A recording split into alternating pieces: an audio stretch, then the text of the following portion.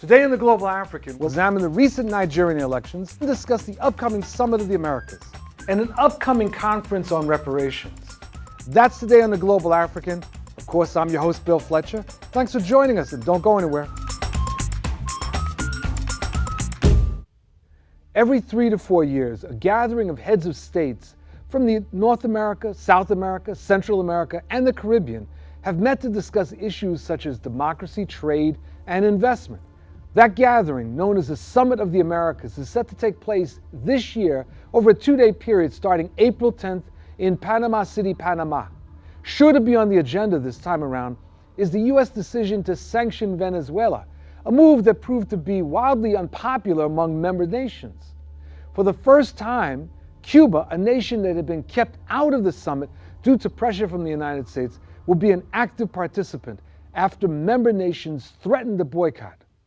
We're going to have a discussion with James Early, a board member of the Institute for Policy Studies in Washington, D.C., focusing on the issue of the Summit of the Americas. Thanks for joining us. Thank you. So I was struck, James, that there seems to be a connection between the fact of this summit and the change in the U.S. relationship with Cuba. It would seem that way from the vantage point of the elite in the U.S., the media and all.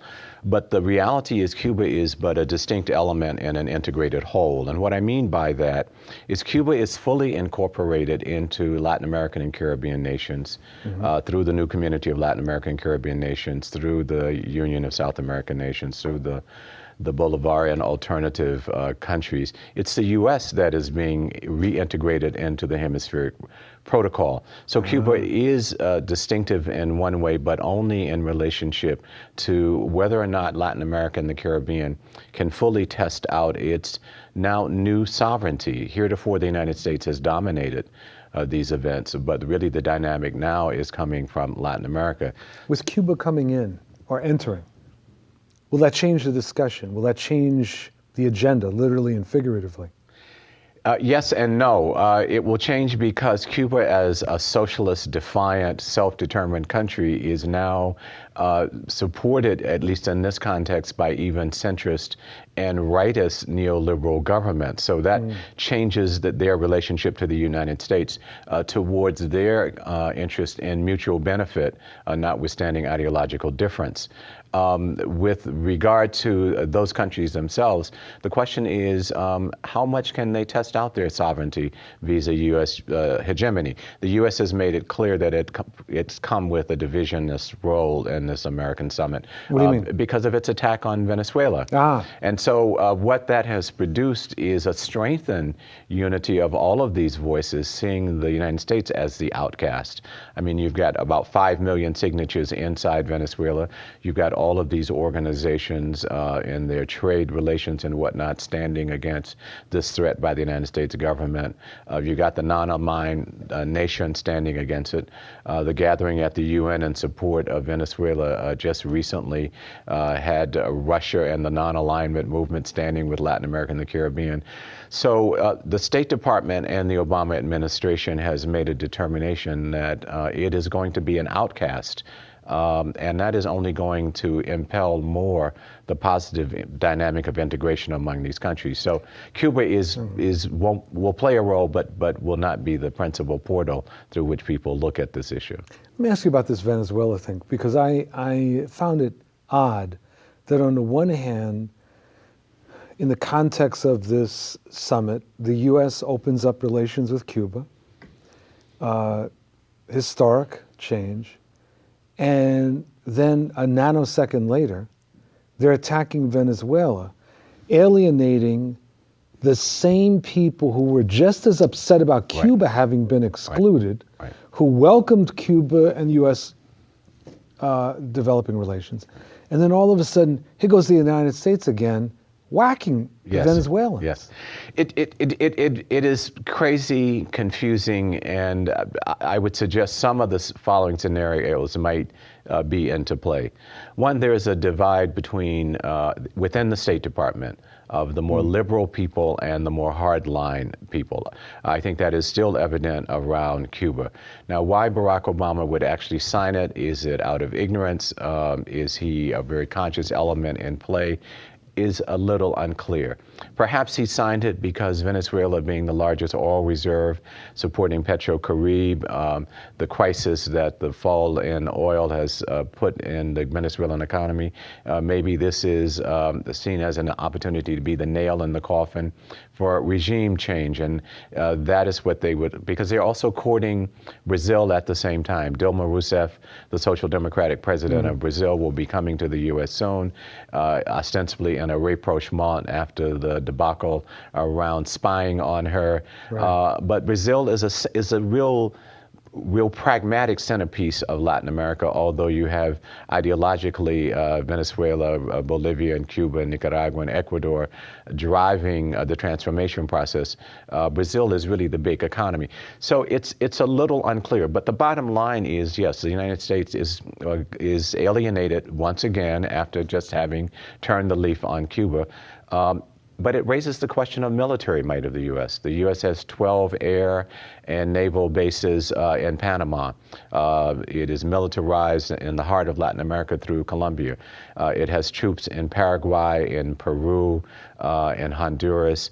And so the U.S. has lost in many ways for the moment the political and economic battle of who will drive the dynamics in Latin America and the Caribbean. Let me ask you one more question. The summit is taking place in Panama, which the U.S. invaded in 1989, carried out an immense amount of destruction, loss of life, which was not really covered in any real depth here in the United States. Is the issue of Panama, I mean, as someone who follows these issues as much as you do, is the issue of Panama, is it on anyone's table? Is that any discussion about Panama, its sovereignty, and the aftermath of the U.S. invasion? And is it something that is likely to come up in the summit? There's no discussion that I'm aware of in this actual context. There are a lot of symbolic issues. 1876, Bolivar actually held the first convention to try and consolidate the Americas in Panama. The U.S. invasion of Panama, to which you alluded, is quite similar to what is going on vis-a-vis the U.S. and Venezuela, trying to divide the military, destabilizing the economy, attempt at a coup. So people are talking about that, using Panama to say that this is a clear indication of where the U.S. is going. Panama is sort of the free trade political zone where everything on top of the table and below the table goes on. Right. And so that a lot of these left and progressive governments sort of de facto have had very fluid export-import relations, not so much formalities, and Panama still sort of plays that role. I think quite significant for the Summit of the Americas is that the president of the government of Panama is a center-right or almost the rightist government, but they are playing a good host of saying, welcome Cuba, welcome the new community of Latin American Caribbean nation, and the U.S., this is going to go on with or without you. So we'll be clear to see what card the Obama administration plays. I can't imagine that Barack Obama will sit sort of passively around the table, sort of tail tucked between the legs of coming back in. I think we will see some, not so overt, but some clear, consistent things like trying to raise the integrity again of the Organization of American States, which is a weak organization now vis-a-vis these other organizations. And so that will be one of their goals, I suspect. They probably will not ease up on the issue of Venezuela, despite the fact that they're on the outside and all the other countries are unanimous about this threat. On the issue of Cuba, I think we will probably see some comportment issues, perhaps handshaking, some chatting off camera. And Barack Obama may actually announce some new steps in this negotiation going on with Cuba. James Early, thank you very much. Thank you. And thank you for joining us for this segment of The Global African. I'm your host, Bill Fletcher, and we'll be back in a moment.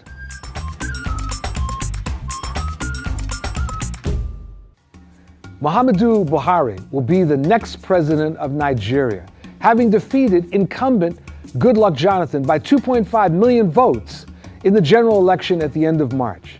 An opposition party has never won an election since the return to civilian rule in 1999, and many commentators have cited the peaceful transfer of power as an optimistic sign for democracy in Nigeria. The sound victory for the 72-year-old Buhari comes after a controversial 6-week election delay enacted by President Jonathan on the pretense of neutralizing insurgent group Boko Haram. Jonathan's administration has been widely criticized as ineffective at combating the nearly 6-year-long insurgency in the northeast of the country. Buhari's supporters seem convinced that his military experience and reputation as a fiercely disciplined leader will turn the tide in the fight against Boko Haram. Others are concerned about Buhari's past as a military dictator who came to power in a coup d'etat in 1983, ruling the country for almost 2 years. His human rights record was described by The Economist as appalling and included harsh suppression of free speech and detainment of political opponents. Labeled as a war against indiscipline, Buhari's government won praise for combating endemic corruption, but also infamy for its excessively punitive social policies. What does his election mean for Nigeria? We're here with Nia Kuta, who I can say with great pleasure is the new executive director of the African Immigrant Caucus. Congratulations. Thank you so very much. I am very proud of you, my brother. Thank you. We're here to talk about Nigeria. Yes. So a historic election in that a opposition party actually unseated the incumbent. How are you looking at the situation? Oh, I think it's wonderful. Now, you know, the last time I was here, we talked about it, and I thought the president who was just unseated, I thought from afar, at least from Washington, it looked to me like he had done some good things. But of course, the voters... We're talking about Goodluck Jonathan. Goodluck Jonathan. His party had been in power ever since Nigeria turned democratic in 1999. They won the 3 previous elections, and the interesting thing is that the 3 previous presidents had all beaten the same guy who won this time, General Buhari. Now, how am I looking at it? I am very happy that this was a very clean election in Nigeria. They used technology that made it hard to falsify. And then the president actually conceded, to the dismay of some of his followers. So both on the fact that it was clean and it reflected the will of the Nigerian people, and the president said, look, okay, I lost, I'm leaving, I'm going to help the incoming president, I think is great. Well, you know, one thing that struck me was that the population seemed to mobilize. That's true. And I think the reaction of the Nigerian people should not surprise anyone, you know, if you look below the surface, because they clearly want a government they choose. They clearly want a government they can control. Always the elites actually have money to sort of make their own deals and buy their way to power. There was less of it this time. I can't say that there was zero of it. There was some. Now, in terms of the violence, the Boko Haram thing, one of the areas where I stand, I think that we need to give a little credit to Jonathan is he may have reacted late, but in the 5 weeks that the elections were postponed, I did not think it was postponed just to make it easier for him to rig elections, as some suspected. He actually got help from South Africa and Eastern Europe, and then the regional armies and the Africa Union and ECOWAS, everybody came together. So he used that time to suppress Boko Haram. I think Boko Haram right now is on the back foot, and so it dampened on the security. One of the things, areas where you and I have had discussions is about the victor, Muhammadu Buhari. Yes. Not exactly a champion of human rights in the past. I mean, do you want to just say a little bit about him? But also, absolutely. What are you expecting now? I think those are 2 great questions. You know, no, he's not conventional at all, and his record. When he was in power, and he was in power for 20 months. In 1983, he overthrew an democratically elected government. The president was Shehu Shagari, who was actually a Muslim from the north as well. And this guy, General Buhari, then a major general, overthrew him and governed for 20 months before he was overthrown. And yes, he came in with this slogan of war against indiscipline, in which people were abused. I mean, ordinary civil servants were made to do calisthenics, and they were pushed around. And he also went after corruption. One of the most famous things was he had a minister who was suspected of corruption, who had then gone to Great Britain. He piled with Israeli intelligence, and they grabbed this guy and injected him and put him in a crate, and were about to ship him out of UK as a crate until the British found out about it and stopped it. So you are so right. His record is not that of a champion of human rights. But here is what he says. Those were different times. I was a military dictator. All military dictators, don't expect that from them. And the term that the Western media has applied to him that I actually like is a born-again Democrat. He says he's a born-again Democrat. What do I expect of him? Now, again, he ran 3 times. He lost to Obasanjo, he lost to Yar'Adua, and 4 years ago, he lost to Jonathan. And so he's clearly persistent and determined. Right. And I keep thinking, and the fact that this time he won so convincingly. About what, 2 million votes or something? Yes, 2.1 million votes he beat the president with. And so that tells me that maybe Nigerians who know him and who compare him with the PDP see something in him that they like. He clearly thinks he has something to offer. He also said he will create a lot of jobs and improve the economy. Now, I think that will be a bit tough because the Nigerian economy plummeted in the last year because oil prices plummeted. And I don't think Nigeria alone can make the oil prices go up. So he's at the mercy of global oil prices. So on the economy, I think he might try, but I don't have, where I think he will have the greatest difficulty is with corruption. Yes, he himself, everyone says, he's incorruptible. That's his image. He doesn't seem to be very wealthy. He's austere. So I give him credit for that. But the corruption is not just whether the president is corrupt. Right. It is people around him and also, the general society. You can't get things done until you bribe somebody. When I lived in Nigeria, was setting up the Osiwa office, just getting telephones. The right. number of times you have to go. So I think that kind of thing will take years to uproot. So of his 3 big promises, I think security will do quickly. The economy and corruption will be a bit tougher. So Executive Director Nyakutin, thank you very much for joining us for the program. It's such a pleasure to be here. Thank you for having me. Congratulations again. Thank you. Okay, thank you. Thank you. And thank you for joining us for this segment of The Global African. I'm your host, Bill Fletcher. We'll be back in a minute, so don't go anywhere. A summit on reparations is going to be held in New York City, organized by the Institute of the Black World 21, a policy research and advocacy group. The summit will bring together prominent scholars and activists from across the world. Last year, a committee of 14 Caribbean nations demanded that the governments of the United Kingdom, France, and the Netherlands pay reparations for the crimes of the Atlantic slave trade and its subsequent impact. The Black American movement for slavery reparations also received renewed attention last year after Ta-Nehisi Coates wrote A Case for Reparations, which was in the Atlantic magazine. We're here with Don Rojas, who was the former press secretary for the People's Revolutionary Government of Grenada, working directly with the late Maurice Bishop. Don went on from there to do many very important things, including founding the Black World Today, which was an early and pioneering online magazine. And he has been most recently working as a producer here with us at the Global African. Thank you for joining us. Thank you so much for having me, bro.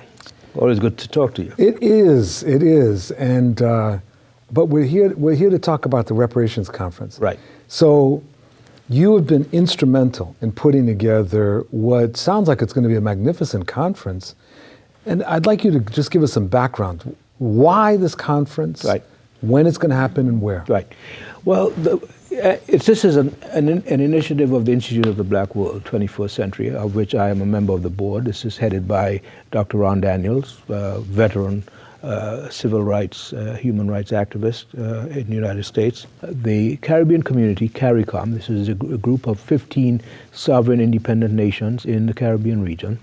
In July of 2013, in Trinidad and Tobago, at the Heads of Government Conference, passed a unanimous resolution, right, to create a CARICOM commission, a CARICOM Reparations Commission, the objective of which was to place a set of demands to the European powers, former colonial and slaveholding powers, for restitution, for reparations, for centuries of African enslavement and native genocide. Mm-hmm. This made a lot of headlines throughout the world, as a matter of fact, because out of the blue this initiative came, and it caught everyone by surprise, including the reparations activists in the United States. So we are going to organize this conference from April the 9th to the 11th, and we're going to take the conference to 3 different boroughs in New York City. We're starting off with the opening session. It's a public, free public event, which is going to happen in Harlem at the oldest black church in New York State. Mm-hmm. It's called the Mother AME Zion Church. Mm-hmm. And then the following 2 days would be business sessions, working sessions, where representatives from reparations movements all over the country and indeed all over the world are going to be gathering at York College in Queens in New York for an exchange, an interchange, and an engaged dialogue. The objective there being to find common ground, to begin to articulate collective strategies to push the movement forward on a global scale. Mm-hmm. So they're all coming to New York. Okay. We have delegations coming in from Latin America, from Central America. Let's keep this discussion about strategy. I really want to. Right. I want to try to figure out what this is going to look like. So what it is emerging is in terms of a strategy, in terms of an approach, in terms of a program, a concrete program of action, is what the CARICOM nations have put forward, a 10-point plan that includes, a formal, uninhibited, you might say, apology for the historical crimes of slavery and native genocide. It also calls for economic assistance to establish cultural institutions to educate the people of the Caribbean region on the crimes of slavery, of colonialism, and of native genocide.